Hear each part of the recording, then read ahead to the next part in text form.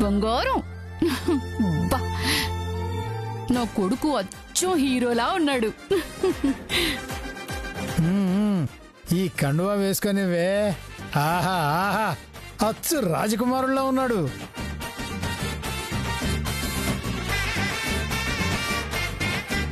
అమ్మా పెళ్లి కుమారుని తీసుకురండి.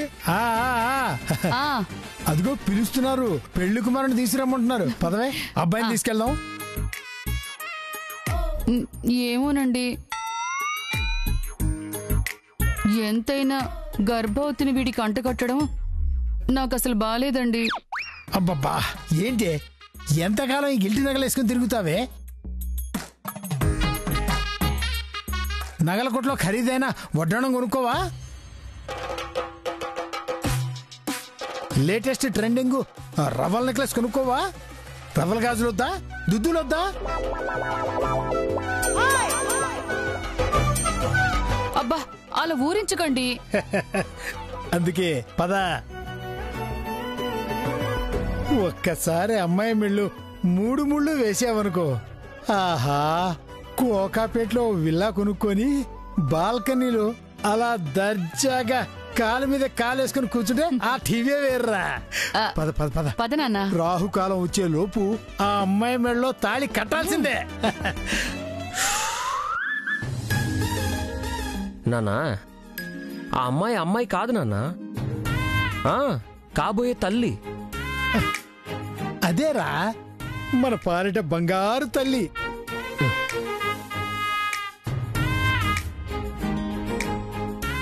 నువ్వుసారి ఆ బంగారు తల్లి మెళ్ళో తాళి కడితే ఇక మన తలరాతలే మారిపోతాయిరా. పద పద పద పద పద పద ఉత్సాహంగా పద.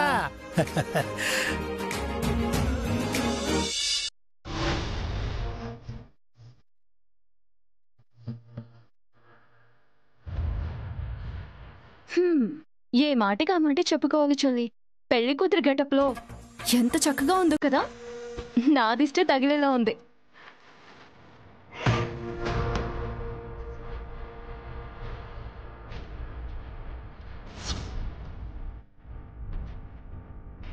చూడ్డానికి అందంగా అమాయకంగా కనిపిస్తుంది, కానీ బుద్ధి మాత్రం చాలా తేడా. ఒకప్పుడు నేను ఇలాగే ఉండేదాన్ని, ఇప్పుడు నేను మారలేదు. మారిపోదామన్నా మారే అవకాశం అందరికీ రాదు కదా పల్లవి. నీ అదృష్టం కొద్దీ నీకు దక్కింది. నన్ను కిడ్నాప్ చేశావు, నా చెల్లెల్ని దిష్టి బొమ్మలా కట్టేశావు. మా ప్రాణాలు తీయాలని చూసినందుకు మరొకరు అయ్యుంటే ఈ పాటికి నీ చావు చూసుండేవారు. కానీ మా అక్క చెల్లెళ్ళు నిన్ను పెళ్లి కూతురి చేస్తున్నాం. ఇప్పటికైనా బుద్ధి మార్చుకో పల్లవి. మనం చెప్పాల్సింది చెప్పాం, మారిందనుకో దాని అదృష్టం, లేదనుకో కుక్క చావు చేస్తుంది.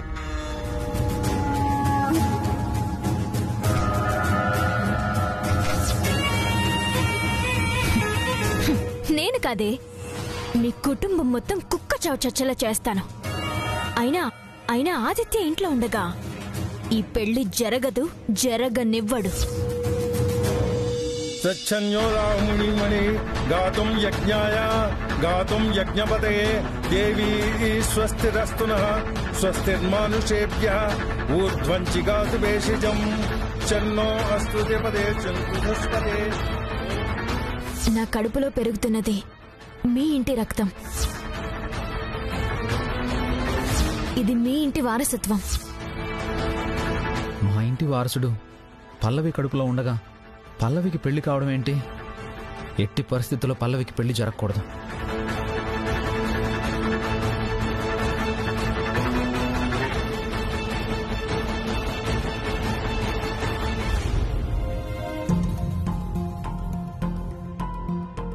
ఏంటి సారు తెగ టెన్షన్ పడుతున్నారు? ఇంకొద్దిసేపు ఓపిక పట్టండి. ఈ పెళ్ళవగానే ఈ ఇంటికి పట్టిన దరిద్రం పోతుంది, మీ టెన్షన్ పోతుంది. ముహూర్తం కూడా దగ్గర పడుతుంది. కాసేపు కదలకుండా కూర్చోండి, టెన్షన్ తగ్గుతుంది. అమ్మా, పెళ్లి కుమారుని తీసుకురండి.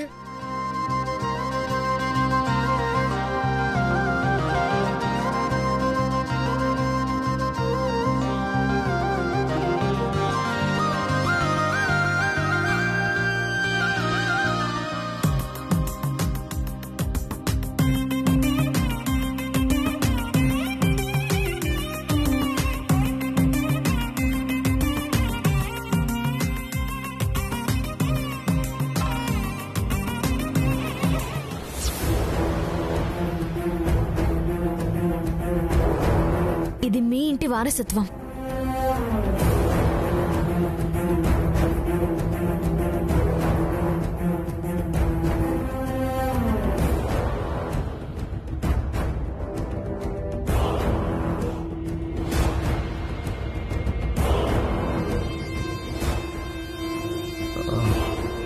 బ్రదర్ ఎక్కడికి వెళ్ళిపోయాడు?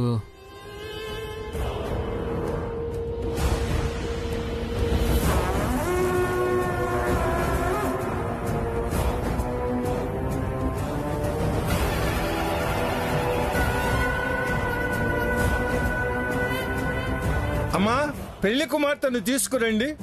అలాగే పంతులు గారు. శ్రావణి, వెళ్ళి తీసుకురండి అమ్మా.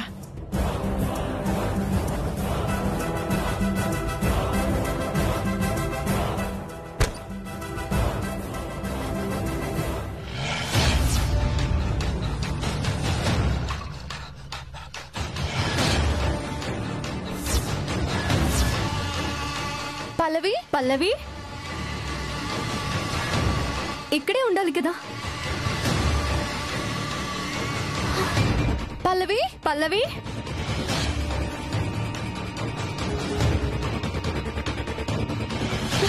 అక్క, ఇక్కడ కూడా లేదక్క. ఇక్కడ కూడా లేదా? పల్లవి ఎక్కడా లేదక్క. అక్క, నువ్వు అటెళ్ళి వెతుకు.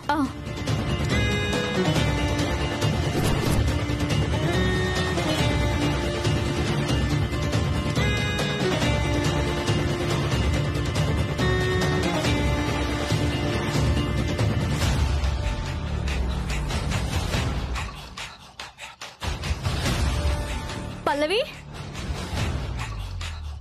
పల్లవి, పల్లవి, పల్లవి,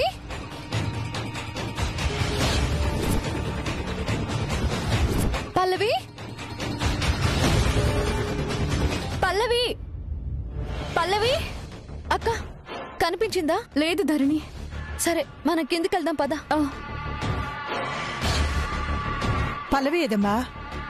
కనిపించట్లేదు అత్తయ్య.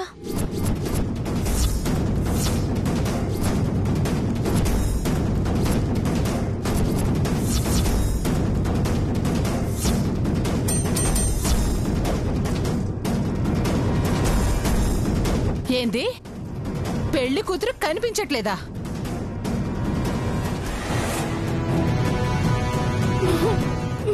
ఏమండి? అబ్బా ఉండవే, చూడండి.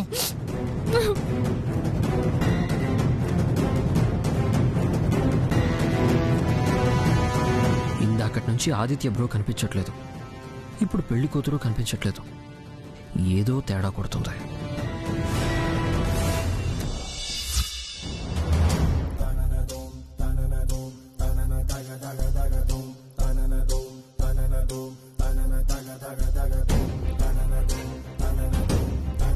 చెప్పండి, ఇప్పుడేం చేయమంటారు?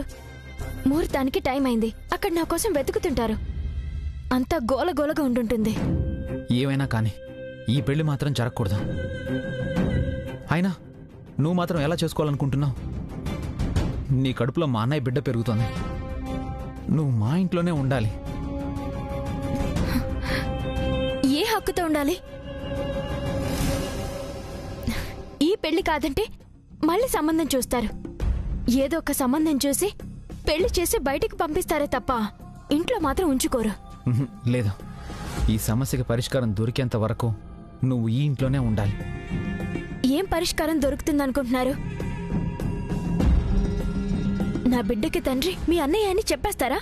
చెప్పేస్తే మీ అన్నయ్య నన్ను పెళ్లి చేసుకుంటాడా? చెప్పండి, మీ అన్నయ్య నన్ను పెళ్లి చేసుకుంటారంటే ఇప్పుడే వెళ్ళి చెప్పేద్దాం. నేను ఎప్పటికీ మీ ఇంట్లో ఉండాలి అంటే దానికి ఒకే ఒక్క అవకాశం, మీ ఇంటికి కోడల్ని కావడమే.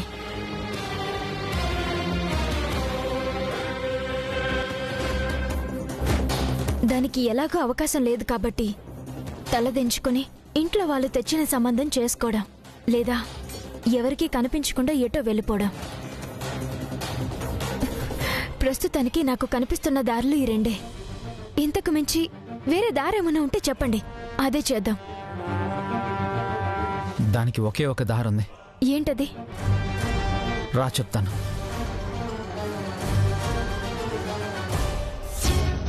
అప్పుడు గిట్లనే సరిగ్గా ముహూర్తానికి ముందు కనిపించకుండా పోయింది. ఇప్పుడు కూడా ఎవరన్నా గదిలో పెట్టి తాళం వేసిండ్రో ఏమో. అత్తయ్య, అప్పుడు మనం ఎవరం తాళం వేయలేదు. ఇప్పుడు వేయాల్సిన అవసరం ఇక్కడ ఎవరికీ లేదు. ఎక్కడికి వెళ్ళిందో తెలియదు కానీ ఎందుకు వెళ్ళిందో మాత్రం తెలుసు.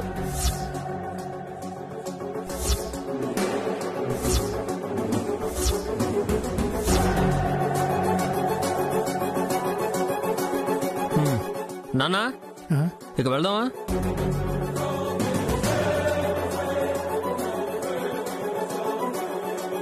ఎక్కడికి వెళ్ళేది? కనిపించడం లేదంటే ఎక్కడికైనా వెళ్ళిందేమో. వచ్చేస్తుందిలే, నువ్వు కూర్చో. అవునరా, కూర్చో, వచ్చేస్తుంది.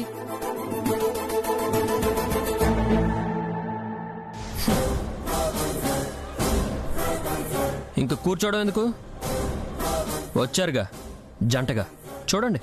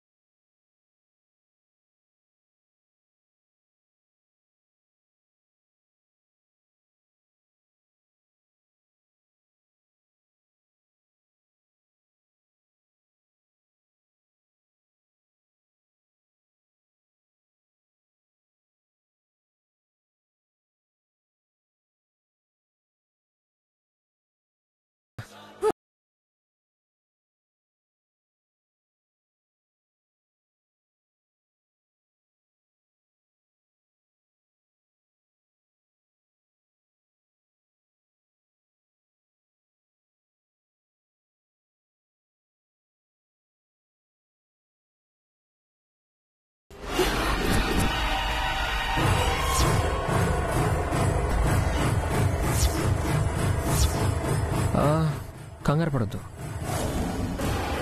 మీ ఆయన నాతో మాట్లాడిన పద్ధతిని బట్టి, ఆయన బాడీ లాంగ్వేజ్ అండ్ పల్లవితో ఉన్న ఐ టు ఐ కాంటాక్ట్ని బట్టి ఒక విషయం మాత్రం చెప్పగలను. పల్లవి కడుపులో ఉన్న బిడ్డకి మీ ఆయన మాత్రం తండ్రి కాదు.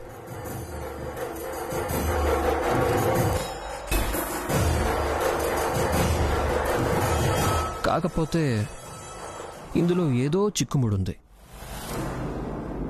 అందులో మీ ఆయన ఇరుక్కున్నాడు. ఇది మీ జీవితం, మీ సమస్య కాబట్టి మీరే పరిష్కరించుకోవాలి. కాస్త ఓపికగా ఆలోచించండి, పరిష్కారం దొరుకుతుంది.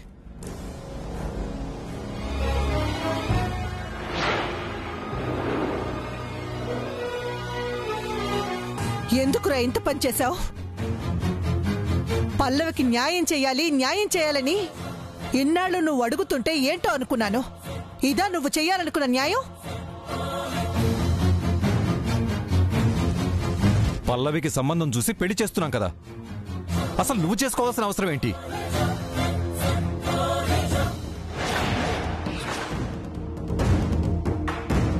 ఇంకా అవసరం అన్యాయం అంటారేంది బావా? వాళ్ళిద్దరి మధ్య ఏదో ఎవ్వారం నడుస్తాంది. ఇన్నాళ్ళు సాటుగా నడిచింది, ఇప్పుడు పెండ్లనగానే బయటపడింది. నిజమా? ఏం జరిగిందిరా మీ మధ్య? నీకు పెళ్ళయిందన్న విషయం మర్చిపోయావా?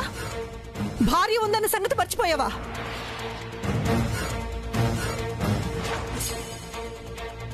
అయినా పెద్దోనికి పెళ్లి చేయనికి తెచ్చిన పిల్ల మీద నువ్వెప్పుడు మనసు పడ్డావురా?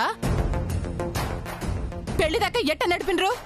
మీ వదిన నా జీవితంలో లేదని తెలిసాక కూడా పల్లవిని పెళ్లి చేసుకోమంటే వెంటనే మనసు అంగీకరించలేదురా.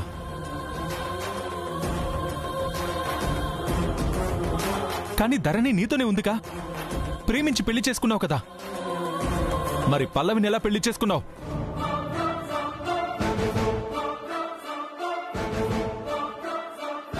ఇందులో మరిది గారి తప్పేమీ లేదు. పల్లవినే ఏదో చేసింది. నా భర్తతో నీ పెళ్లి జరగకుండా చెడగొట్టినందుకు నా చెల్లెల మీద కక్ష.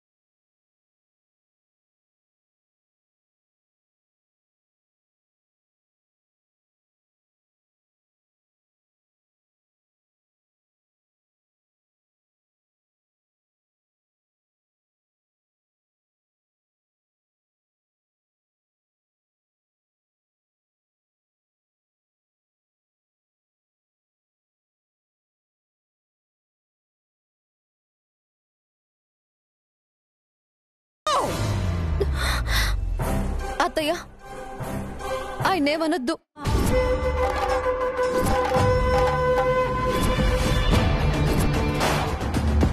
ఏమీ అనొద్దా? ఇంకా వీడి మీద జాలి చూపిస్తున్నావా? వీడేం చేశాడో తెలుస్తుందా? తెలుస్తోంది అత్తయ్య, కానీ ఎట్టి పరిస్థితుల్లో ఆయన నాకు అన్యాయం అయితే చెయ్యరు. తను పెళ్లి చేసుకొచ్చి నీ కళ్ళ ముందే నించునుంటే అన్యాయం చెయ్యరు అని అంటున్నావేంటి చెల్లి? అక్క, నా భర్త గురించి మీ అందరికన్నా నాకే బాగా తెలుసు. ఆయన ఏం చేసినా ప్రతి దానికి ఒక కారణం ఉంటుంది. ఏ పరిస్థితుల్లో చేసుకున్నారో, ఎంత ఒత్తిడి భరించలేక చేసుకున్నారో,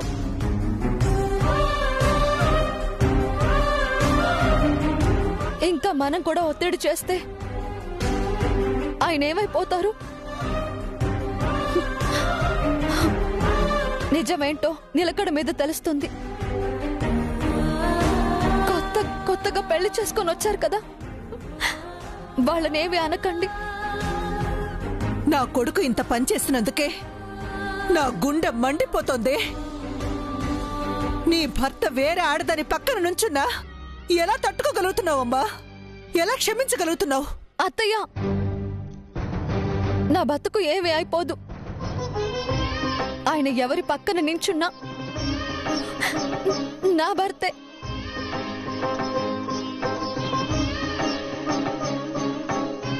నాకు అన్యాయం చేయరు. దయచేసి మీరు టెన్షన్ పడి మళ్ళీ మీ ఆరోగ్యాన్ని పాడు చేసుకోవద్దు.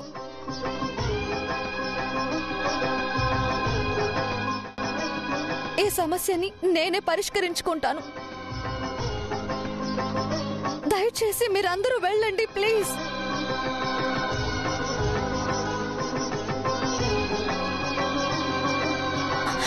బావగారు, అక్క, అత్తయ్య వెళ్ళండి.